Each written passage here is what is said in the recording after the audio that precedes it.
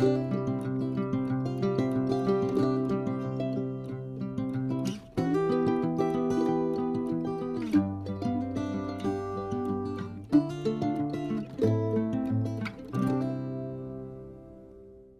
you need a quick and easy dessert recipe, these cake pops are it. They're so much fun to make and so delicious. You literally only need cake and frosting. Crush up your favorite cake. You can even use a box until it's fine crumbs. Get your anger out and mix in frosting. There's no real measurements here. You just add enough frosting until it forms this sort of dough-like consistency. Roll your cake into small balls and then place them on a tray and freeze until solid. Melt some chocolate or candy melts and then dip a stick into the chocolate and then into a cake ball and freeze again. Dip the cake into the chocolate. The best way to do this is at an angle and then drip off the excess chocolate. I top mine with sprinkles and they're ready to serve beautiful, delicious cake pops. Let's make the easiest dessert ever. 3-ingredient cookies. 1 stick of butter. 1/3 cup of sugar. Cream together. This is optional, but add a dash of vanilla for flavor. Add 1 cup of flour. Form into a dough. Roll into balls. Place on a baking sheet. Press the tops. If you'd like, garnish with sprinkles. Bake at 325 for 15 minutes. Boom. There we have the easiest cookies you'll ever make. Yum. Let's make the perfect baklava. I have a special guest with me. Hi everybody, I am Matthew Grandma. I taught him how to cook. And why do you know how to make baklava? Because I'm from Baghdad, Iraq. I immigrated to this country. Phyllo dough. How much butter? 2.5 sticks. A cup of oil. Yes, keep going faster. Fast? More. My favorite nut is walnut. Chop it up. Oh, that's dangerous, Matthew. Ooh, that was good, Matthew. Add some cardamom. Absolutely. 1/3 cup of sugar. Wonderful. Mix, mix, mix. Tray. Me, really better this way. Faster, faster. Okay, now put the dough on. Now we're gonna do that a bunch of times. Now the nuts. Yes. Start from here. Triangle cut. I'm scared I'm gonna mess it up. Okay, first cut straight, then we go triangle. You did it, Matt. Look at that. Now we have to pour the syrup. It looks so good. And there we have baklava. It's not baklava, it's Cookie baklava. Monster cookies with chocolate stuffed in the middle are the most insane cookies you'll ever make. Start off by melting 1.5 sticks of butter and then add in 3/4 cup of brown sugar and a 1/2 cup of white sugar. Cream it all together till it's nice and fluffy, then crack in 1 egg and 1 egg yolk. Add in some vanilla and a bunch of blue food coloring. Mix in 2 1/4 cups of flour, 1.5 teaspoons of cornstarch, 1 teaspoon of baking soda, and 1 teaspoon of salt. Mix it together until a beautiful dough forms, then add in 1 cup of chocolate chips and 1 cup of white chocolate chips. Pat the dough out into a big ball, then add some Hershey's chocolate in the center. And chill those dough balls for at least 4 hours.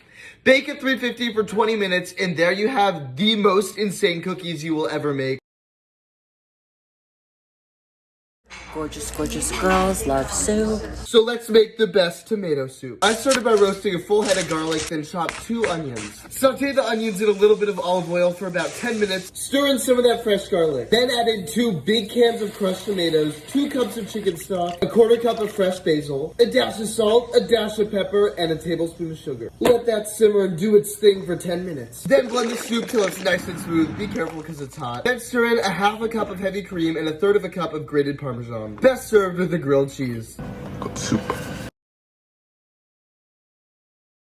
I thought everyone knew how to make a classic grilled cheese sandwich, but a lot of you asked for the recipes, so this is how I make my favorite grilled cheese. Take 2 slices of bread and spread mayonnaise on 1 of each side. I don't know if it's controversial to use mayonnaise for grilled cheese, but it makes it get super golden brown. Then add your favorite kind of cheese on the non-mayoed slice of the bread. I'm doing cheddar, provolone, and you know I had to keep it fancy for you, so I'm adding some nice Gouda. Melt 2 tablespoons of butter, then plop in the sandwich. Let it cook on one side till the cheese starts to get nice and melty, then flip it over. Be sure to cook it on low heat. Repeat this until it's golden on each side. And that's how you make the perfect grilled cheese. The secret is... There is no secret ingredient.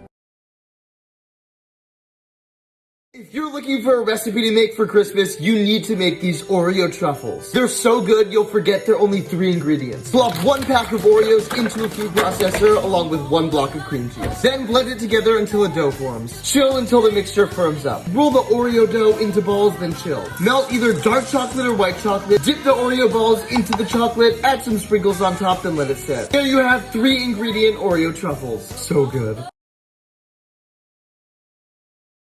everyone, it's Matthew, and these carrot cake cookies are the easiest cookie I've ever made in my life, and they're delicious. 3/4 cup flour, 1 cup of oats, 1.5 teaspoons of baking powder, 1.5 teaspoons of cinnamon, and a dash of salt. Whisk it up, then peel and shred a carrot. We want 3/4 cup of the grated carrot. Then mix together 2 tablespoons of melted butter, an egg, a teaspoon of vanilla, and a 1/2 cup of maple syrup. 100% pure maple from Canada's flavor is unmatched. As a natural sweetener, it can be used to replace sugar in a number of recipes, including these cookies. Then mix the dry ingredients into the wet ingredients, then fold in the carrots. Cover and let the dough chill for 30 minutes. Scoop out the cookies and plop them onto a cookie sheet and bake at 325 for 12 to 15 minutes. To make the cream cheese frosting, mix 1 block of cream cheese, 3 tablespoons of butter, add in some more of that pure maple from Canada. All that's left to do is frost your cookies with that cream cheese frosting. I did a little extra decoration, and that's how you turn carrot cake into a cookie. I'm celebrating National Maple Day by making these cookies, and you can celebrate by entering this contest. My favorite holiday activity is snuggling up on the couch watching my favorite show with a fresh batch of cookies. To celebrate my new favorite show, Hawkeye, we're making these pinwheel cookies that look like arrow targets. 3/4 cups of butter,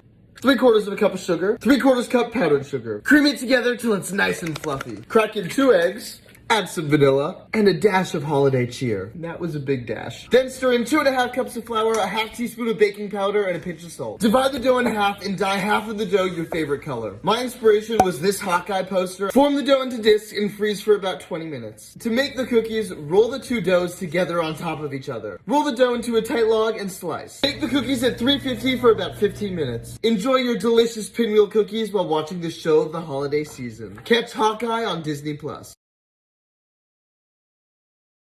Hey everyone, it's Matthew and welcome to Muffin Monday, which is when I bring homemade muffins to school to give to people because that's how I make friends. This week we have pumpkin cream cheese muffins. This could be my new favorite flavor. This might be a hot take, but I don't think pumpkin season is over till the end of Thanksgiving. Like Starbucks already has their Christmas flavors, but I'm just trying to enjoy my pumpkin muffins, okay? I love peppermint, don't get me wrong, but pumpkin bread is one of my favorite things ever. I'm a senior in high school right now, and this week was a good week to bring in muffins because everyone is still recovering from college applications. But I was definitely procrastinating my homework by making these. I made the muffin batter, the cream cheese filling, and a little streusel on top for that je ne sais quoi. I topped the muffin batter with the streusel, then I injected some of that cream cheese filling. This was definitely the most fun part of the process. So satisfying. I baked my muffins off, and honestly, these came out way better than Starbucks. Seriously, possibly the best muffins I've ever made. I hope you all had an amazing Monday, and I hope you all have an amazing week, and eat a muffin today. Happy Muffin Monday. See you next week.